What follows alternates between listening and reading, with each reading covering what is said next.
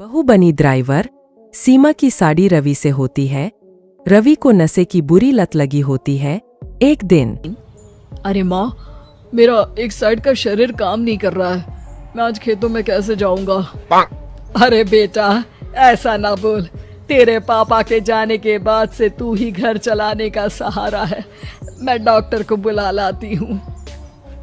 देखिए बहन जी, रोहन के शरीर के एक साइड में लकवा है। अब वो कभी ट्रैक्टर नहीं चला पाएगा। घर में मंहूसियत का माहौल हो जाता है। लीजिए माँ जी, रोटी खा लीजिए। अरे बेटा, मुझे तो भविष्य की चिंता हो रही है। मेरा एक ही बेटा है और वो भी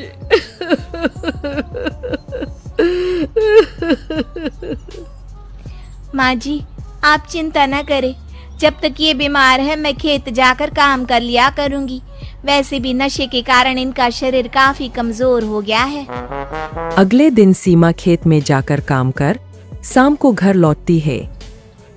ये ले बेटा, पानी पी ले। कैसा रहा काम का पहला दिन? माँ जी, काम तो ठीक है, लेकिन मैं अगर ट्रैक्टर चलाना सीख लूँ ना तो काम और भी आसान हो जाएगा। अरे बेटा, दुनिया क्या कहेगी कि औरत होकर ट्रैक्टर चला रही है। माँ जी, या तो हम दुनिया देख ले या अपना घर, कोई बात नहीं। जब ये ठीक हो जाएंगे तो सब ठीक हो जाएगा। अरे बहू, जरा बाहर तो आना। जी माँ जी। बहू, तेरे मामा जी आए हैं, तूने बुलाया था ना? हाँ माँ जी, वो मामा जी ना आज से मुझे ट्रैक्टर चलाना सिखा। सीमा मामा जी से ट्रैक्टर चलाना सीखती है। वो मन लगाकर खेतों में काम करती है। और एक दिन, माँ जी, पता है इस बार पूरे गांव में सबसे ज्यादा फसल का उत्पादन हमारे खेतों में हुआ है। इस साल तो खूब पैसे आएंगे। हाँ। सास खुश नहीं होती है।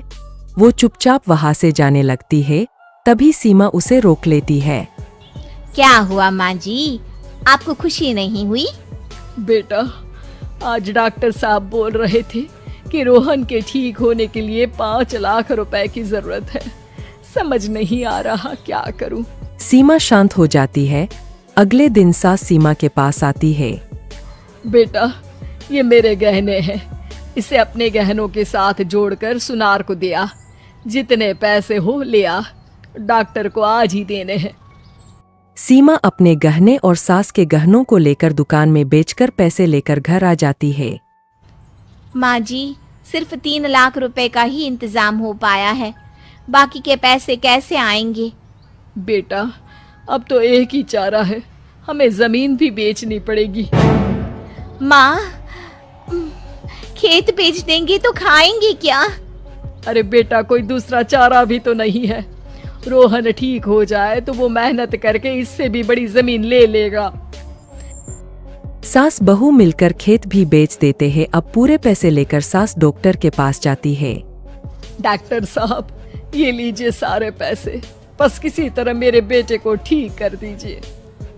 आपका बेटा ठीक तो हो जाएगा, लेकिन 6 महीने का समय लगेगा। सास बहू सोच में पड़ जाते हैं कि अब तो कोई जारिया भी नहीं रहा जहाँ से उन लोगों की कमाई हो। अब कमाएंगे नहीं तो खाएंगे क्या? माँ जी, मेरे माता पिता ने लड़की होने के कारण मुझे ज्यादा पढ़ाया लिखाया नहीं, लेकिन ट्रैक्टर चलाना सीखकर मैं कुछ काम करने के लायक तो हो ही गई हूँ। अरे बेटा, ट्रैक्टर अब कहाँ चलाएगी? खेत तो बिक गए हैं। माँ जी, मैं किसी और के खेतों में दिहाड़ी में काम कर लूंगी। कुछ तो पैसे आएंगे ही ना। कहकर सीमा काम करना स्टार्ट कर देती है। जैसे तैसे उन पैसों से गुजारा चल ही रहा था। माँ जी, पास के अस्पताल से मुझे नौकरी के लिए ऑफर आया है। पैसे भी ये 4 गुना ज्यादा मिलेंगे और अब खाने पीने दवाई के साथ हम कुछ पैसे भविष्य के लिए भी जोड़ पाएंगे। लेकिन काम क्या है बहू? माँ जी, मुझे अस्पताल की एम्बुलेंस चलानी है।